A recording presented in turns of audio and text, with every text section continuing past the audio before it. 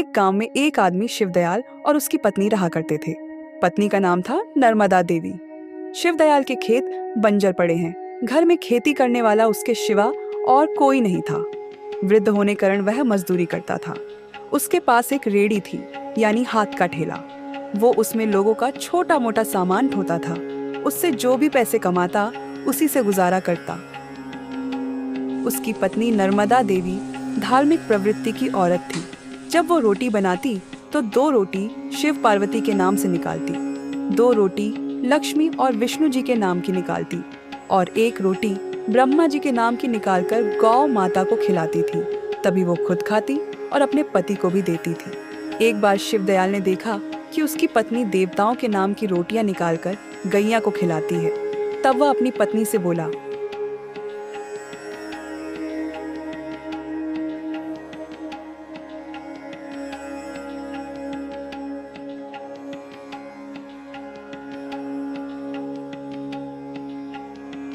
अरे भाग्यवान, मैं बड़ी मुश्किलों से मजदूरी करके घर के इंतजाम करता हूँ और तू आधे आटे की रोटियां तो देवी देवताओं के नाम से निकाल देती हो, उनको भोग लगाती हो। जैसे तैसे से हम दोनों पेट भरते हैं, ऊपर से तेरा ये दान मुझे बहुत तकलीफ देता है।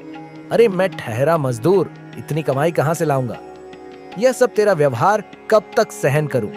अरे तू क्यों देवताओं के लिए रोटियां देती है? सुनो जी, जिन देवताओं की बदौलत हमें रोटियां मिलती हैं, हम उनको भूख क्यों ना लगाएं? जिस दिन तुम्हें मजदूरी नहीं मिलेगी, तब हमारे साथ साथ देवी देवता भी भूखे रहेंगे, तो वो भोजन की व्यवस्था करेंगे, जिससे हमें और देवता दोनों को भोजन मिलेगा।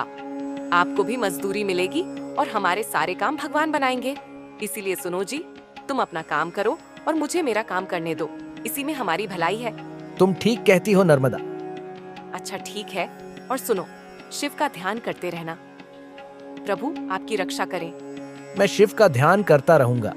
देवताओं पर विश्वास करने पर शिवदयाल को आज और दिनों से ज्यादा मजदूरी मिली और पैसा भी बहुत कमाया। अरे कहाँ हो नर्मदा? ओ नर्मदा, देख आज मैंने बहुत से पैसे कमाए। ये देख, ये सारे पैसे तू रख ले। मैं तो कहती हूँ, भोलेनाथ और विष्णु ब्रह्मा जी की कृपा से आपकी कमाई में वृद्धि हुई है। तुम ठीक कहती हो नर्मदा। अब हम एक काम करते हैं, इन पैसों में से जितनी हमारी जरूरत है उतने रख लेते हैं। बचे हुए पैसों को हम मंदिर में दान कर देते हैं। अजी, तुमने तो मेरे मुंह की बात छीन ली। मैं भी यही चाहती हूँ। हम आधा पैसा मंदिर की पुजारी को दे देते हैं।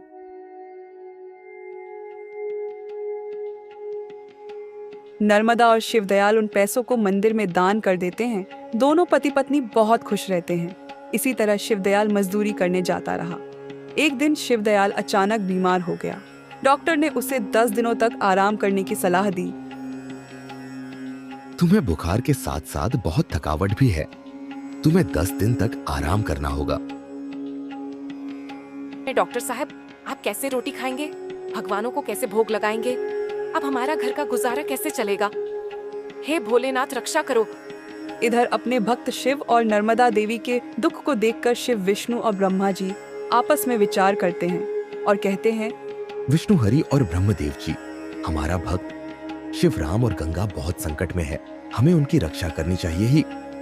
महादेव आज्ञा दे, हमें क्या करना चाहिए? मैं स्वयं किसान बनकर शिवराम के खेत में हल चलाऊंगा। विष्णुदेव, तुम इंद्र को आदेश देकर खेतों में बारिश कर दो और ब्रह्मदेव अन्नपूर्णा देवी से खेतों में अन्न की व्यवस्था कारण इससे शिवराम के खेतों में अच्छी फसल होगी। इस प्रकार तीनों देवताओं ने अपनी लीलाओं से चमत्कार दिखाया। बंजर खेतों में फसल लहराने लगी। इधर शिवदयाल की ज्यादा तबीयत खराब होने से नर्मदा दुखी होकर भोलेनाथ से प्रार्थना करते करते शिवदयाल के चरणों में सो जाती है। तभी भोलेनाथ उसकी सपनों में आए और कहने लगे, देवी आंखें खोलो और अपने खेतों पर जाकर देखो। ऐन से भरे तुम्हारे खेत ले रहे हैं। तुम्हारे पति को अब मजदूरी कर दी नहीं पड़ेगी और साथ ही तुम्हें शीघ्र ही संतान का सुख प्राप्त होगा। इतना कहकर शिव अंतर्ध्यान हो गए। नर्मदा देवी ने तुरंत आंखें खोली तो देखा वहां कोई नहीं था। उसने अपने पति से कहा, ये मैंने क्या देखा? भोलेनाथ, भोलेनाथ मेरे सपने में आए थे।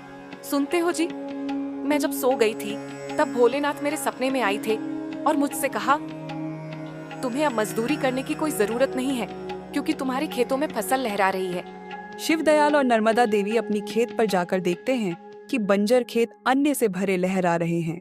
दोनों खूब खुश हो जाते हैं। शिवदयाल कहता है, कैसे हुआ? यह कैसे हो गया? यह कैसा चमत्कार है? जिन्हें हम भोग लगाते थे, उनके नाम की रोटियां निकालती थी। तुम कहते थे देवताओं को रोटियां खिलाने से क्या होगा। ठीक कहती हो, चलो पुजारी जी के पास चलते हैं। दोनों पति पत्नी शिव मंदिर आते हैं। शिव के आगे शीश झुकाकर उनकी वंदना करते हैं।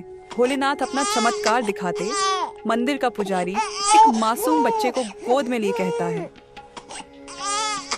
ना जाने कौन सी माँ थी जो इस बच्चे को मंदिर में छोड़ गई। अरे कोई निसंतान हो तो यह बच्चा उसे हिसाब दो। इधर शिवदयाल और नर्मदा देवी ने सोचा, सुनो जी, क्यों ना हम इस बच्चे को गोद ले लें। हमारी कोई संतान भी नहीं है, शायद भोलेनाथ ने यह महिमा दिखाई हो। पुजारी जी, यह बच्चा हमें दे दीजिए, हमारी झोली में डल दीजिए। हमारी संतान नहीं है, हम इस बच्चे का पालन पोषण अच्छी तरह से करेंगे। हमारे बुढ़ापे का कोई सहारा नहीं है। दया करो प्रभु, दया करो। भोलेनाथ की इच्छा शायद भोलेनाथ की यही इच्छा हो। लो पुत्री, ये बच्चा मैं तुम्हें देता हूँ। कितना प्यारा बच्चा है आपका। धन्यवाद पंडित जी, आपका धन्यवाद। भोलेनाथ ने हमारी सुन ली, हमारी मनोकामना पूरी कर दी। जय भोलेनाथ, जय बाबा। पुजारी ने नर्मदा देवी को वो बच्चा दे दिया। नर्मदा देवी और शिवदयाल खुशी खुशी बच्चे को लेकर अपने घर आ गए। इस प्रकार दोनों पति पत्नी भोलेनाथ विष्णु और ब्रह्मा जी के गुणगान करने लगे और सुखी से जीवन व्यतीत करने लगे। इस कहानी से हमें यही प्रेरणा मिलती है कि जो भगवान का ध्यान करते हैं, उनका ध्यान भगवान स्वयं रखते हैं। शिव भक्ति मनुष्य को शक्ति देती है, दुख और संकट से मुक्ति भी प्रदान करती है। जय भोलेनाथ, जय भोले शंकर। जय भोलेनाथ, जय भोले शंकर।